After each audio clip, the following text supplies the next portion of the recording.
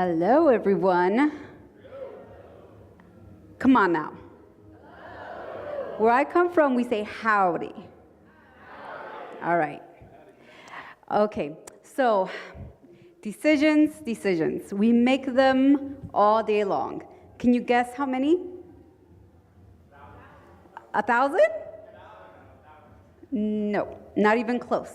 About 35,000 of them each and every day. Now, these day-to-day decisions might not seem like a big deal, and most of the time they're not. But every once in a while comes a time in our life when we have to make big deal decisions. The first one I ever made was when I was a little girl. It was in 5th grade when our teacher asked that one question. What do you want to be when you grow up? Superman, firefighter, police officer, an astronaut is what I heard my classmates say. Meanwhile, I just wanted to hide. I just wanted to crawl under my desk because I had no idea what I wanted to be. But I was determined to figure it out that night. And so I laid in bed, imagining, dreaming, figuring out what I wanted to be when I grew up. That's it. I figured it out, and I screamed it out loud, and then I remembered it was past my bedtime. These decisions that we make, whether it's to, pick up the phone and it's our mother-in-law, hit the snooze button again, we have to make really important decisions in our life. And I remember, fast forward, high school.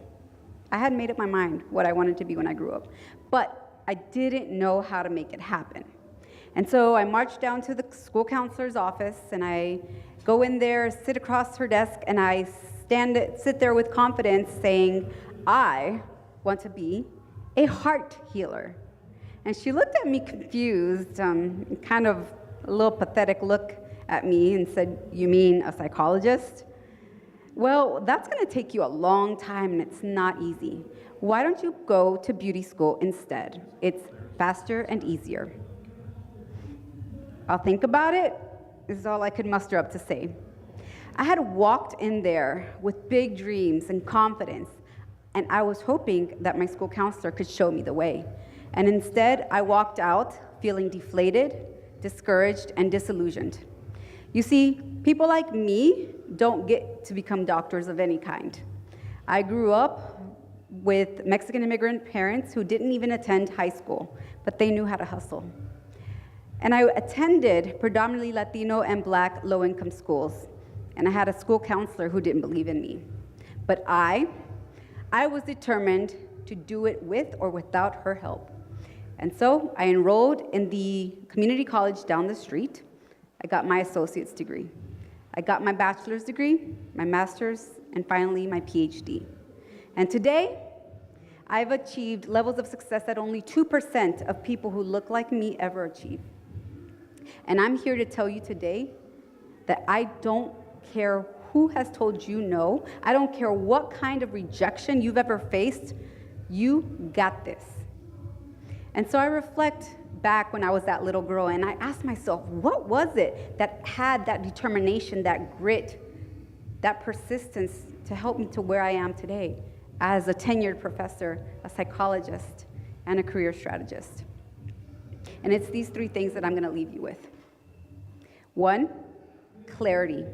You have got to be super clear on what you want and why you want it, because when the time comes that you feel that confusion, that frustration, you got to hold on to that why like your life depended on it.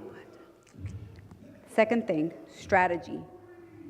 You have to know what it's going to take for you to make it happen. What steps are going to help you get from point A to point B? Find someone who's going to help you and who's going to believe in you and show you the way. And number 3, the most important one of all, your inner psychology.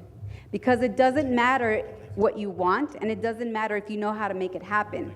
If you don't believe in yourself and you stay in the game for the long haul, then it doesn't matter what kind of strategy you've got. I believe in you, and I don't care if nobody else does. You got this. Whether you want to go to college, whether you want to get that promotion, or whether you want to have that business and be known as the go-to pro, you got this.